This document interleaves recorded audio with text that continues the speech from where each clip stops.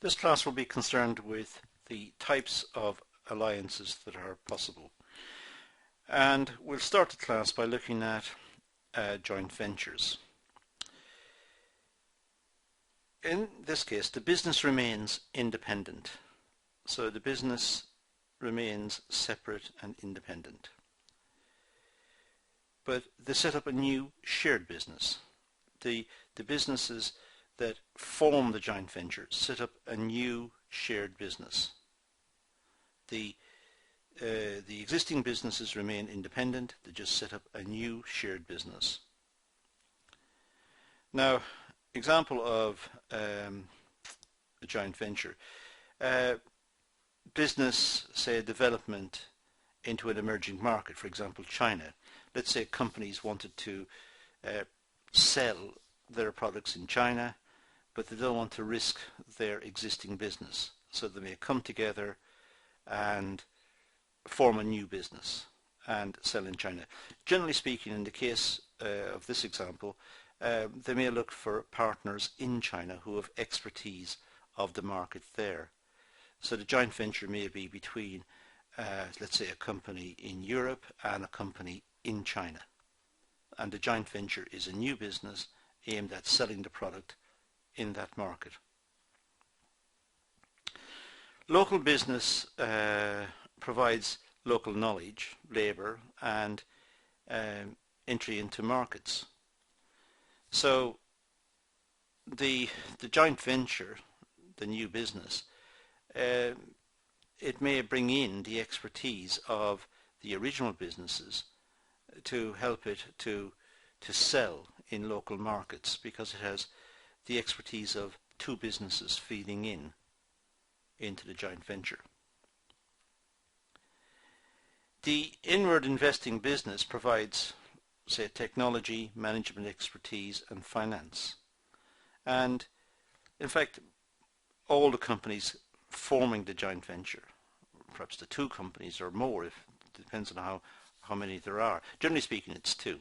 But they will bring to bear their expertise, their technology and so on to bear. So for example, going back to the China example, if the joint venture is to be set up between a company in China excuse me, and a company in Europe, then perhaps the company in Europe will supply the technology, the management expertise and the finance, and the company in China will provide the local knowledge, information about distribution in China and outlets, and so it will provide the local part of the business, and that could be the basis for the joint venture.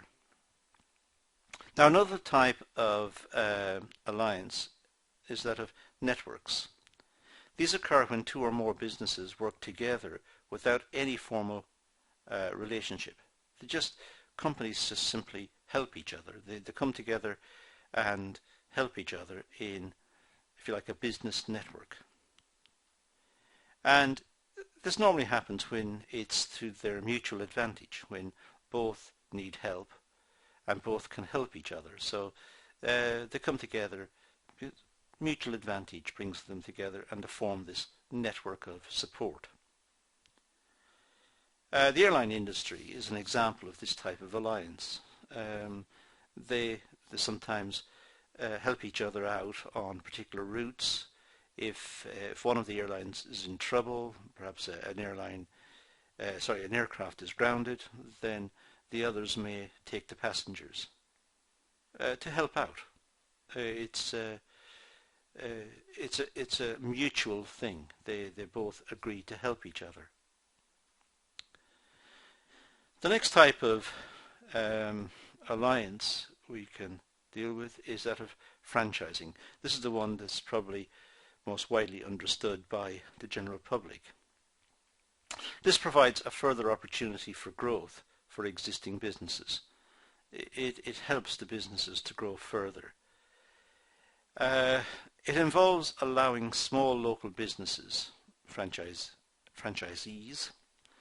to sell the product in return for a franchising fee.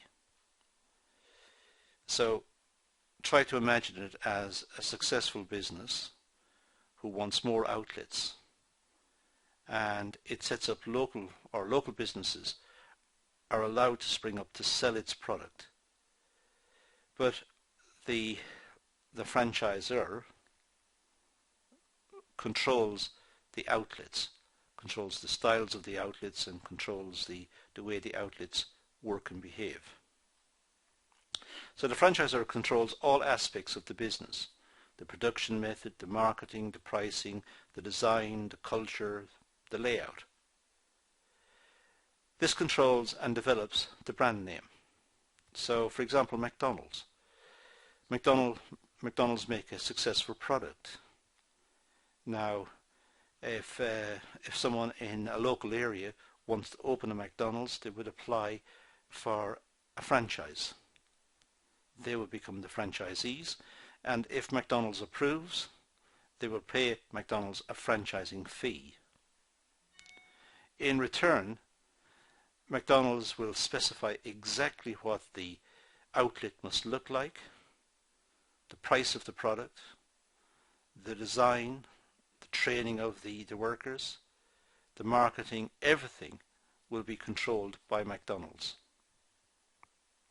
So in fact, McDonald's looks like one very big company with many thousands and thousands of outlets. In fact, those outlets are franchises. And there are other examples: Body Shop, Burger King, and so on. So there are many types of franchising. And franchising is a big subject which will be dealt with later as well. Another type of alliance is licensing. This is when a company develops a product and protects it by patent or by patent.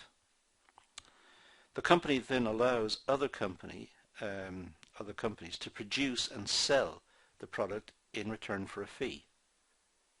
So a company comes up with a good idea, a new product perhaps, and it licenses the product. First of all, it protects the product, the intellectual property in the product, so it owns the idea and it's legally protected. That's the patent. But it then licenses other companies to produce the product and sell it. And it does this in return for a fee. And that's the idea of licensing. It's an opportunity for owners to earn revenue from their THEIR, I do apologize, from their knowledge-based resources without having to make extra additional investments in manufacturing. So the opportunity for owners to earn more from an idea. They own the idea and they allow others to produce the product in return for a fee. They license the product to others. Now, successful alliances. Well, successful alliances involve an agreement between the parties in their alliance as to their common strategic purpose. So the companies who cooperate under these agreements must subscribe to the common strategic purpose. They must all be heading in the same direction. If the companies forming the alliance have different ideas or want to do different things, then the alliance will not be successful. They must share a common vision. They must want the same thing. They must want to go in the same place. If not, as I said, they will separate out and the alliance will break up. And the alliance itself must meet the expectations of the parties. They join the alliance with certain expectations, and the alliance must meet those expectations. The expectations may be for greater profitability or better return on investment or more security in the market. So the alliance must meet the expectations, otherwise again it will disintegrate. And they must trust each other. The people in the alliance must have mutual trust. if they don't trust each other, then it's not going to work. They're going to look for new partners and new alliances and move on because they simply don't trust each other. So it's important that the alliance is built on trust. Now these are a few ideas about alliances and the different types of alliances. Each one is worthy of its own class because there's a lot of material behind each of these.